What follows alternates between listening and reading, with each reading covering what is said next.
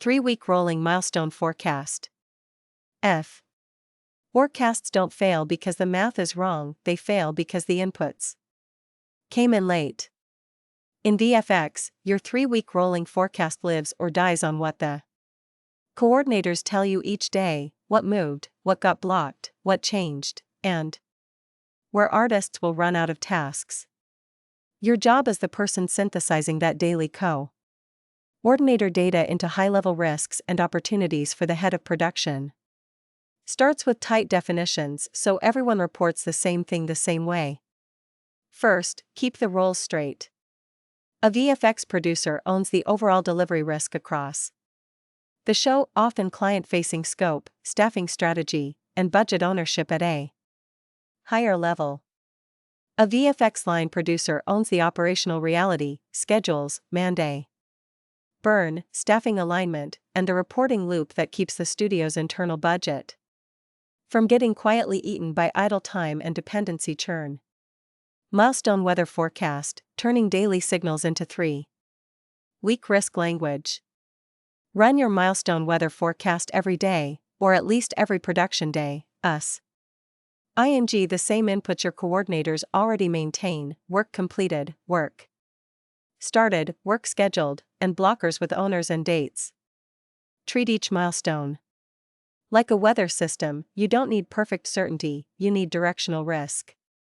If coordinators report blocked dependencies, you translate that into forecast impact.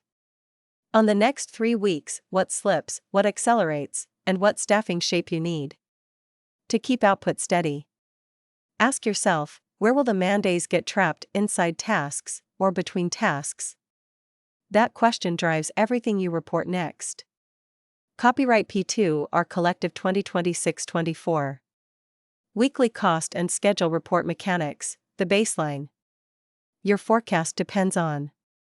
Build the weekly cost and schedule report first, because your 3-week forecast needs a baseline for burn versus schedule. Compare scheduled versus burned man-days by department and by milestone window, then attach variance drivers from coordinator. Notes: you do not stop at the variance number, you map each variance back to an operational cause, task completion rate, dependency resolution speed, change in priority, or staffing mismatch. That mapping gives you credible forecast starting points instead of vibes. Practical takeaway: if your weekly cost and schedule report can't point to specific irrational drivers, your milestone weather forecast will just amplify noise. 3-week rolling milestone forecast mechanics: generate, then defend. For the 3-week rolling milestone forecast, roll forward milestone target dates and staffing needs each cycle using the latest coordinator updates. For every milestone window, update 3 fields: expected completion posture, on track/slipping/at risk, staffing implication, who needs to shift and when, and risk trigger, the depend denke or decision that flips the outcome. When you see repeated slips tied to the same upstream dependency, you flag it as a pattern, not a one-off. Then defend it in one pass, reconcile any forecast staffing change against inventory of available artists and current task queues. If you can't reconcile, you escalate for clarification rather than guessing. Idle scenario reports: quantify downtime before it costs you. You generate idle scenario reports whenever your coordinator data hints at gaps between task handoffs. The goal stays simple: prevent artists from sitting idle between tasks, thus protecting the studio's internal budget. Mechanically, you take the artist/task timeline data you already track, scheduled work, actual starts, and known handoff dates, and compute the idle windows created by blocked dependencies, late approvals, or missing inputs. For each idle scenario, you propose at least one mitiga. Copyright P2R Collective 2026-25. Tie-in: resequence the next task, reassign to a different queue, or pull work forward from a later milestone. Ask yourself, are we forecasting completion, or are we forecasting continuity of Work. Idle scenario reports force continuity into the forecast. Push/pull feedback loop and escalation, keep coordinate. Tours unblocked. The push/pull feedback loop runs when coordinators report blocked dependencies. In the push step, you broadcast what downstream needs and by when. In the pull step, coordinators confirm what upstream can actually deliver and surface the real blocker owners and next actions. You repeat until the dependency has a date and an owner you can track, not a vague status. Pair that with escalation and mentorship. Escalate when a blocker has crossed a threshold you and the head of production agreed on, time, impact, or repeated recur. Rinse. Mentor department coordinators by coaching their reporting quality, require clear blocker language, an actionable next step, and a timist. Amped expectation.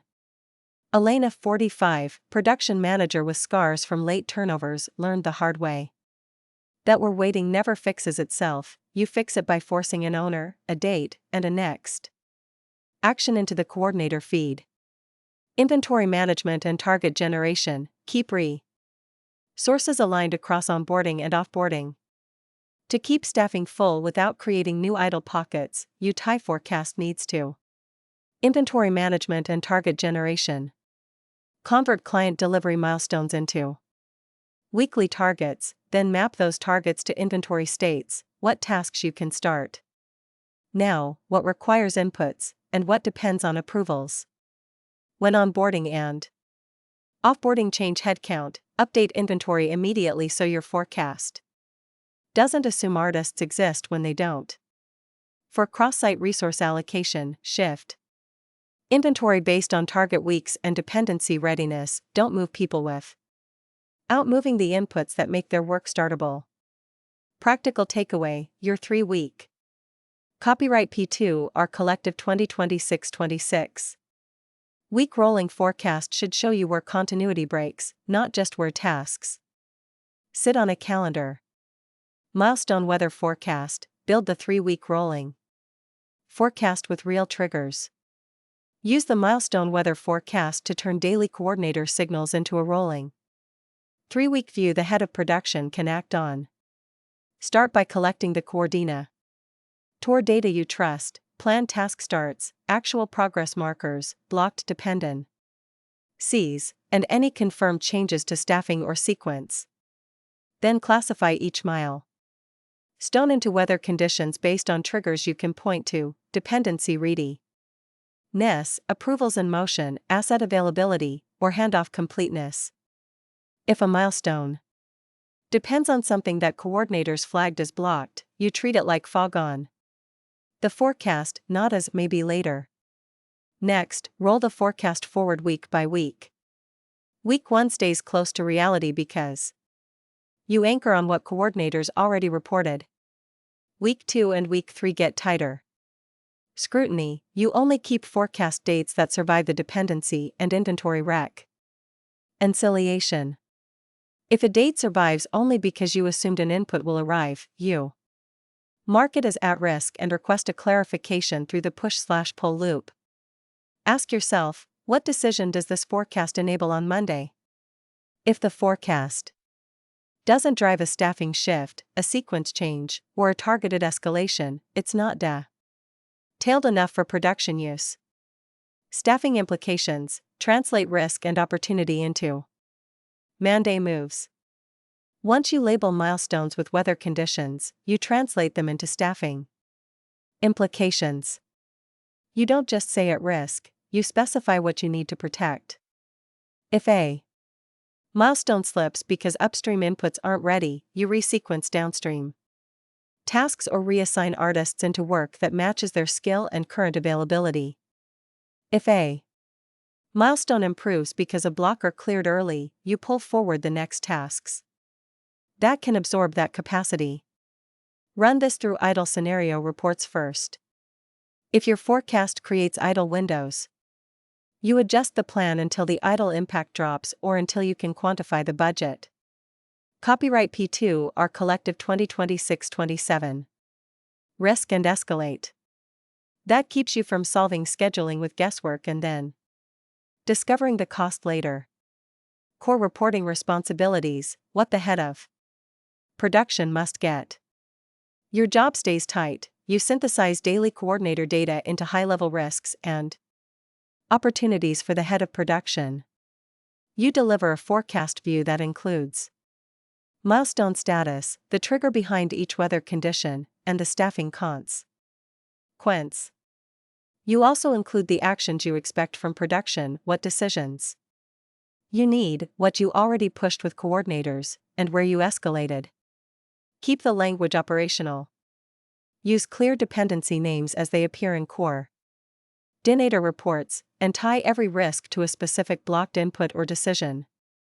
Practical takeaway: if your report reads like a list of tasks, it won't change staffing. If it reads like a set of causes and next moves, it will.